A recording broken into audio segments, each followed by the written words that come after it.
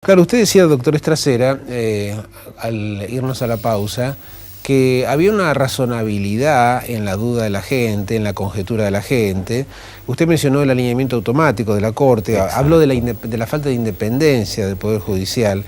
Entonces, en definitiva, no es muy desatinado imaginar que en cada paso que da la justicia, no importa que en este caso nada menos que Videla esté detenido, sea correcto, la gente desconfíe. Pero esto no tiene más que ver las estadísticas. Pero sin embargo nos están diciendo, por ejemplo, que hay una conspiración, que hay un embate contra la justicia federal. Y hay jueces que amenazan con renunciar. Vea, escúcheme, con la renuncia no se amenaza, se presenta. Todos los funcionarios públicos deben tener la renuncia en el bolsillo. Y acá tiene un ejemplo. El doctor Sorrasco, cuando no le gustó algo, no amenazó con renunciar, renunció. Yo renuncié 2 veces. Jamás amenacé con la renuncia. Porque nos están diciendo, bueno, somos imprescindibles, tengan cuidado porque nos vamos. No, señor, los reemplazamos en 10 minutos. ¿Y el gobierno? Pero va a encontrar inclusive a quien lo reemplace en 5 minutos. Me decía los otros días, doctor Torlasco, un colega de ustedes, que es relativamente equivocado pedir autodepuración a la justicia, que hay una responsabilidad del poder político en el estado de la justicia argentina. A juicio suyo, ¿cuál es esa responsabilidad del poder político? Bueno, yo creo que hubo una gran responsabilidad en el nombramiento y el ascenso de jueces. Desde la democracia hasta ahora, lamentablemente, hubo un manejo político de los nombramientos de los jueces. En la primera etapa a través de la mayoría de la Comisión de Acuerdos del Senado y en la segunda etapa del presidente Menem a través de ya directamente una tendencia generalizada. Y esto es lo que trajo la situación actual de la justicia, que creo que es gravísima. Ahora, es curiosa la interdependencia, ¿no? Porque el Poder Legislativo sirvió funcionalmente a los planes de liquidación de la independencia judicial del Poder Ejecutivo. Son los verdaderos responsables. Los señores senadores que dieron esos acuerdos con, valga la reiteración, con la oposición de los opositores, pese a que les demostraban que la gente no era idónea y algunos hasta con antecedentes, y la otra punta de la protección son la Comisión de Juicio Político, el oficialismo de la Comisión de Juicio Político de la Cámara de Diputados, que protege a los jueces indignos y a los jueces venales. Sí, pero evidentemente que los senadores tienen una gran responsabilidad, pero no nos olvidemos que los senadores no nombran. Los senadores dan acuerdo o no a las propuestas del Poder Ejecutivo. El que propone es el Poder Ejecutivo. Estamos en claro en eso. Ahora, fíjese, doctor Estracera, que si uno quiere echar una mirada un poquito más amplia al estado de la justicia argentina, al margen no al margen, incluyendo en la mirada lo cuestionable que son los jueces, se encuentra con una serie de falencias que son realmente estructurales. Digo, en este punto me parece importante aludir al sistema carcelario argentino. Cuando uno advierte, bueno, ¿dónde está Videla esta noche en la caída de tribunales? ¿Cómo sería Caseros para él? Se le recompone toda la imagen de la decrepitud del sistema carcelario argentino. La pregunta es, ¿qué parte forma de la radiografía de la justicia argentina la decrepitud de ese sistema carcelario? La decrepitud del sistema carcelario es grave, atenta contra la Constitución, que establece qué condiciones tienen que tener las cárceles, pero esto no tiene nada que ver con el desempeño de los jueces. Esto es lo grave. El desempeño de los jueces que están al servicio del Poder Ejecutivo y que los hay. Y esto es muy grave. Esto es muy grave. Realmente, vea, Bartolomé Mitre, cuando nombra su primera Corte Suprema de Justicia, saca la mayoría de la oposición. Porque quería tener control. Pero además esa Corte no le hizo la vida imposible a Bartolomé Mitre porque eran juristas. Nuestra famosa Corte, que se llamó alfonsinista, en un momento, de 5 miembros, le declaró inconstitucional a Alfonsín la ley de emergencia previsional. ¿Recuerda los votos de los ministros? ¿Quiénes eran los integrantes de aquella Corte? Genaro Carrió. El presidente, Fayt, Belucio, Petracchi y Severo Caballero. ¿Hay algún antecedente en este gobierno en donde se haya declarado por parte de la mayoría de la Corte la inconstitucionalidad de una decisión del Poder Ejecutivo? Ninguno. absolutamente ninguno.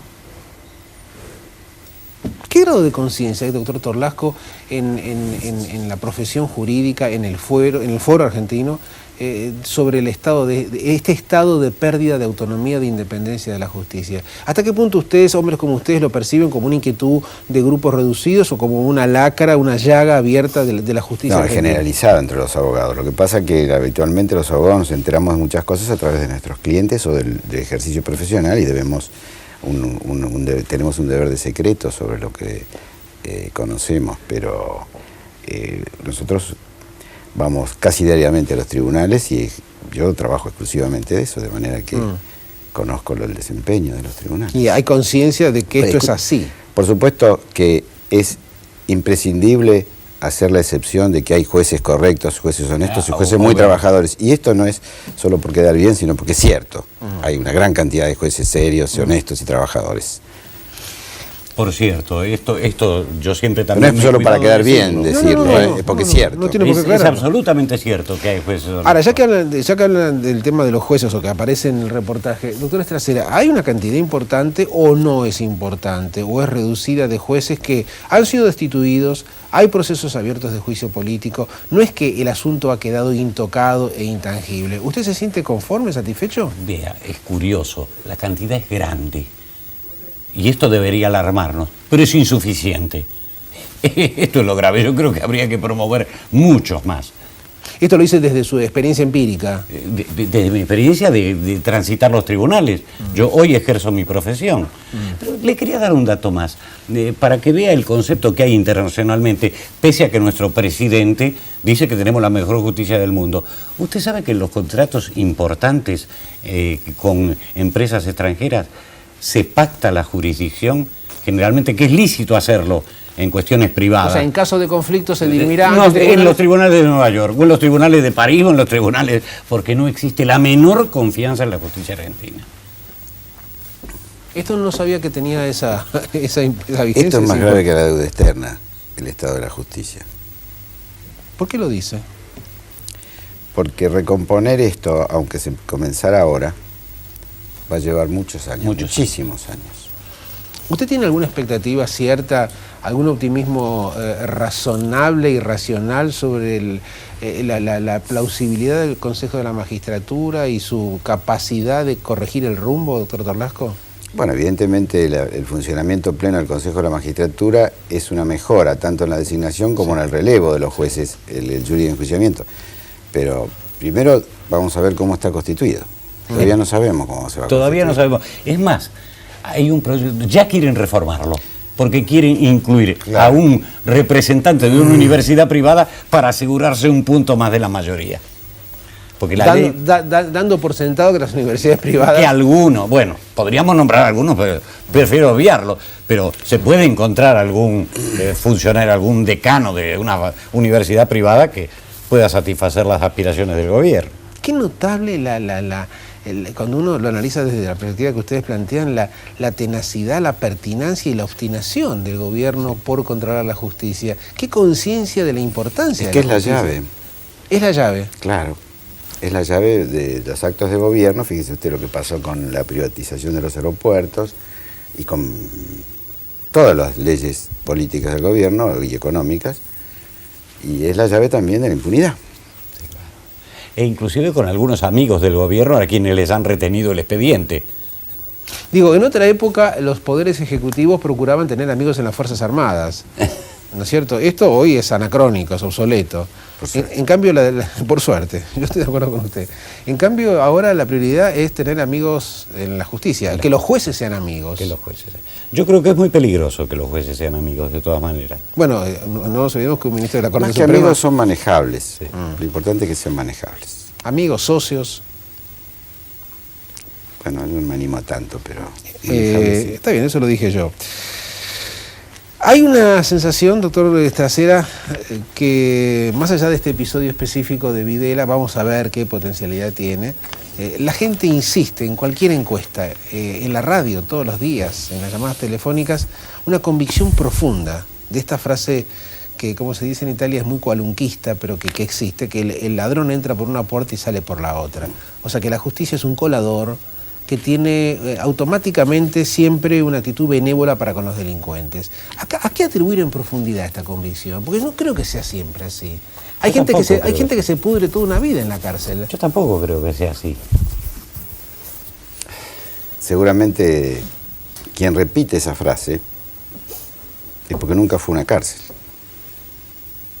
Si usted va a Villa Devoto, si va a Caseros, si va a alguna de las cárceles de procesados de la provincia de Buenos Aires, sale alarmado por la cantidad que hay. Ustedes les dirían, porque seguro que nos están viendo muchos jóvenes estudiantes de Derecho, estoy seguro de eso, ¿ustedes les dirían a los muchachos que estudian Derecho que como una obligación no dejen de visitar una cárcel? Sí. Yo creo que sería muy importante. Creo que no solo los estudiantes de Derecho tenían que ir. Sí, no, desde luego. Sobre todo los comunicadores, entre comillas, que mencionan con frecuencia esa frase. Los comunicadores, a ver si lo entendí, doctor Torlasco, que mencionan bueno, con son frecuencia. las palabras nuevas, comunicadores sociales. Sí, usted sabe que yo me defino como periodista, pero de todas maneras, quiero entender hacia dónde apunta. O sea, aquellos que dicen las cárceles son lugares a donde se sale fácilmente, debieran visitar las cárceles. Debieran visitarlas, sí. De modo tal que ustedes opinan que la cantidad de juicios políticos es insuficiente. Vayamos un segundito a la Corte Suprema de Justicia, es el máximo tribunal. Esta mayoría automática de la que usted hablaba, doctor Estracera, ¿es verdaderamente indefectible? ¿Es verdaderamente y religiosamente aplicada en todas aquellas causas que favorecen al gobierno? Pero sin ninguna excepción. Pero sin ninguna excepción. Se lo pregunto porque uno de pronto tiene dificultades sí, en creer dificultad que todo entender. sea tan esquemático, ¿no? Es así. Fíjese la lista de causas que menciona el pedido de juicio político que ahora han acordado las dos integrantes de la alianza y se va a dar cuenta. Y han quedado muchas otras al margen. Yo no quisiera que se terminara el programa sin regresar al caso Videla y al portento del caso Videla. Conjeturemos, Sí. dentro de las generales de la ley y sobre todo de la profesión de ustedes.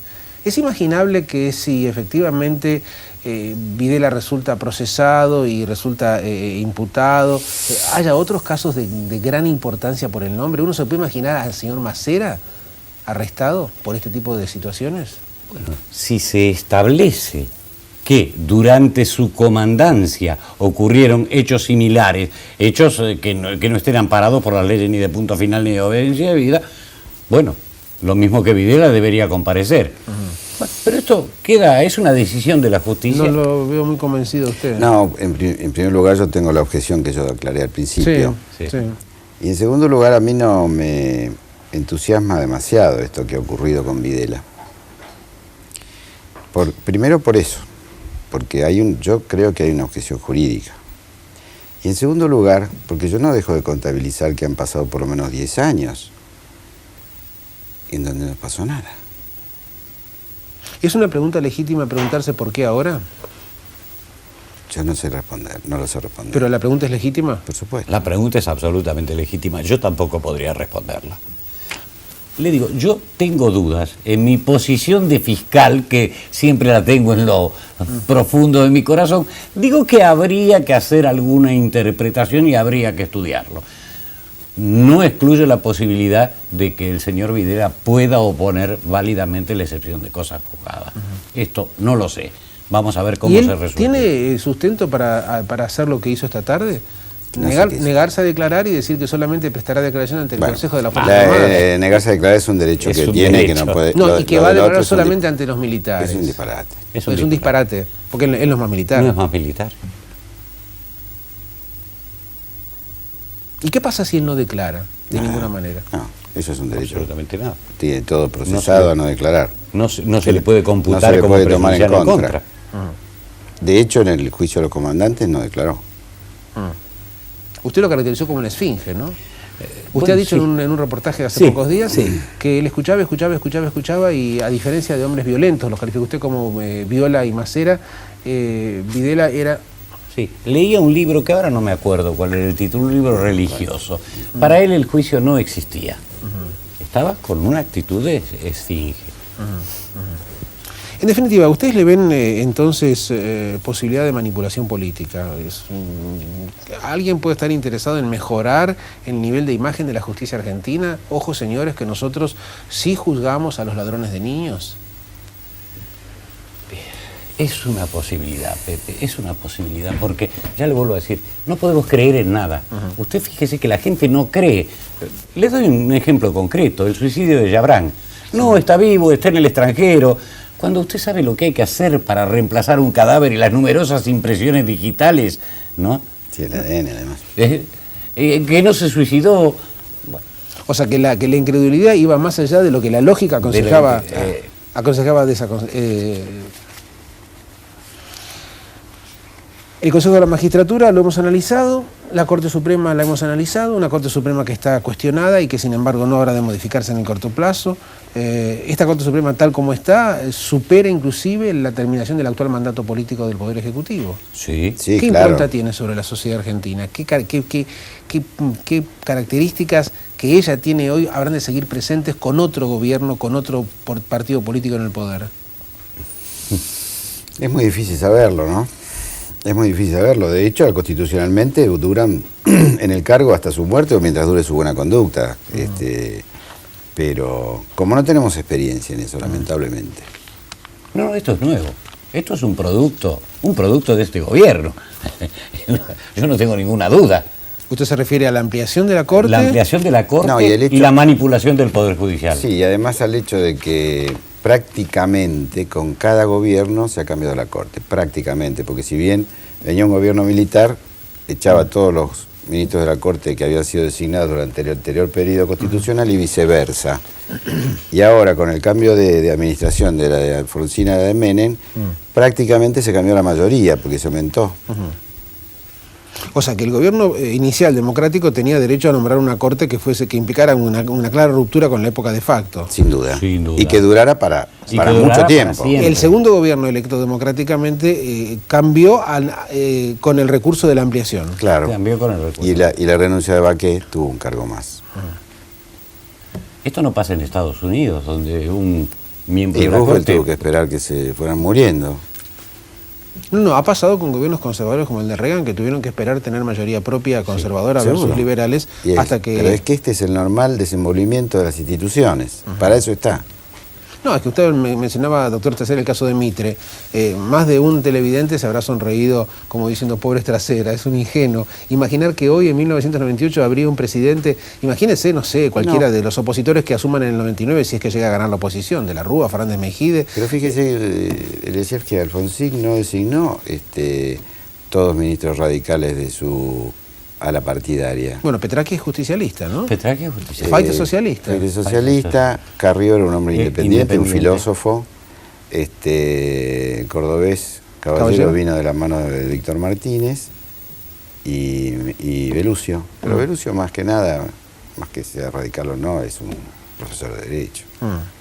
O sea que no es inevitable que los dirigentes políticos armen cortes supremas que estén al servicio del poder político. Ustedes dicen que es un rasgo de este gobierno.